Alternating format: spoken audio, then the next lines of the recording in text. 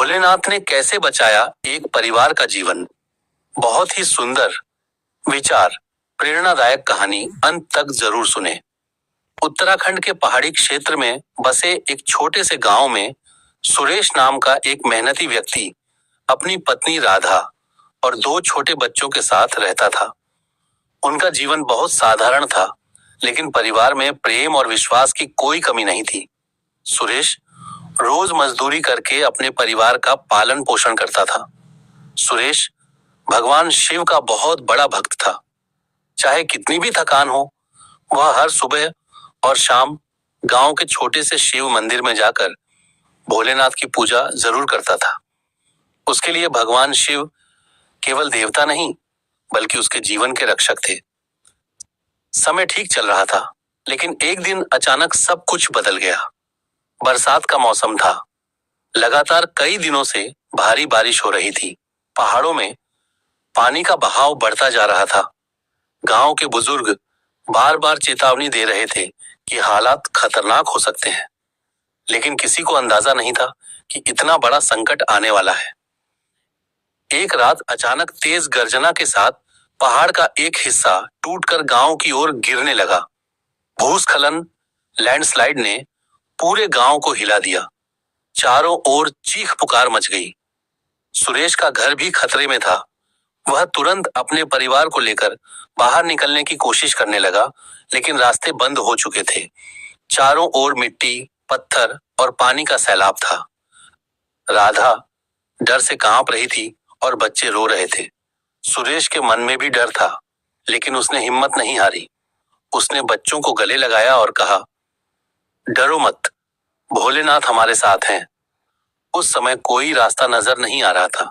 सुरेश ने आंखें बंद की और मन ही मन भगवान शिव को पुकारने लगा।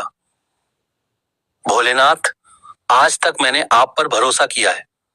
अगर मेरी भक्ति सच्ची है तो मेरे परिवार को बचा लीजिए। अचानक उसे दूर एक हल्की सी रोशनी दिखाई दी। ऐसा लग रहा था जैसे कोई उसे रास्ता दिखा रहा हो। सुरेश ने तुरंत अपने परिवार को उस दिशा में ले जाना शुरू किया। रास्ता बहुत कठिन था। फिसलन भरी मिट्टी, गिरते पत्थर और तेज बहाव, लेकिन उस रोशनी के सहारे वह आगे बढ़ता गया। कुछ दूर जाने के बाद उन्हें एक पुरानी गुफा दिखाई दी। सुरेश ने तुरंत अपने परिवार को अंदर ले जाकर सुरक्षित कर दिया। गुफा मजबूत थी और बाहर का सारा मलबा उसके अंदर नहीं आ पा रहा था। पूरी रात वे उसी गुफा में रहे। बाहर तूफान और भूस्खलन चलता रहा, लेकिन गुफा के अंदर वे सुरक्षित थे। सुबह जब सब कुछ शांत हुआ तो सुरेश बाहर निकला। उसने देखा कि उनका घर पूरी तरह तबाह हो चुका था। अगर वे वहीं रहते तो शायद बच नहीं पाते। गांव के कई लोग भी इस आपदा में फंस गए थे, लेकिन सुरेश का परिवार सुरक्षित था। कुछ समय बाद राहत टीम वहां पहुंची और सभी को सुरक्षित स्थान पर ले जाया गया। जब सुरेश ने उस गुफा के बारे में गांव वालों को बताया तो सब हैरान रह गए। किसी को उस गुफा के बारे में पहले कभी पता ही नहीं था।